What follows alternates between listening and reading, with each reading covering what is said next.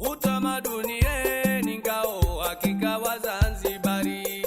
Utamaduni ni ngao hakika wa Zanzibari. Wananchi zote tushikamane, tuchachamae kwari, tuzidumi. Kamkutia mtoto mwanamke anavaa mavazi anayotaka yeye tu, ukamkutia mtoto mwanamke wakati mwingine anavaa pensi. Utamaduni wetu haukuwa hivyo wala hautaki hivyo.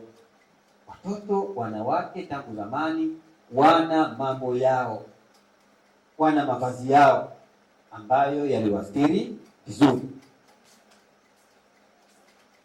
Hakuvaa tu hivi, walivaa mavazi yaliyowastiri vizuri.